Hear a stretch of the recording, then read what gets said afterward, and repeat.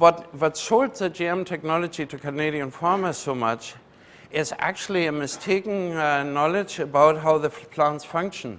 And what it is, the initial weed pressure you have, even in the little colloidal stage, is so significant on the yield of canola that that weed pressure, when you look on the ground, you actually don't even think you're seeing any weed pressure yet, because you see these little plants isolated standing around.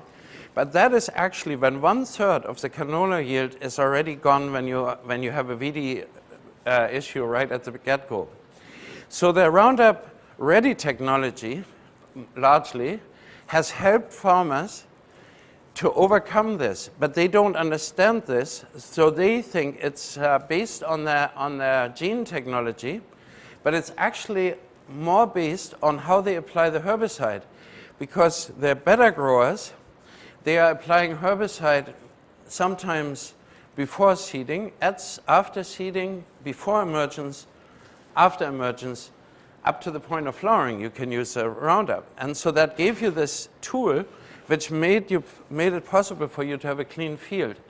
And they think they're getting a yield benefit from the weed control of the genetic modification technology, but it's actually not, because the European farmers are accomplishing higher canola yields actually, by knowing this without that technology. And the next problem comes in this technology, that when we released it in 1996, there was never any segregation. And they knew they had to do this right off the bat, because there's a premium paid for non-GMO canola. And in the case of Canada, there was a discount of $10 a ton from the day they adopted the technology, because they contaminated the whole canola supply, conventional, through the genetic modification. And the Canadian farmer is actually not aware of it, but occasionally you see a little write-up somewhere where they talk about it.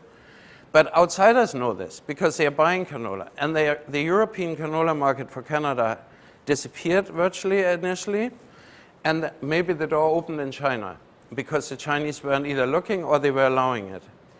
So if you added this has actually cost Canadian farmers billions of dollars in terms of market acceptance. And if you think of a country like New Zealand, where you export a large percentage of your products, if you adopt that technology on your farm, you might be shut out of certain markets, and maybe they were your premium markets. And as of about a month ago, the German dairy processors announced that there will be no more GMO content in German milk.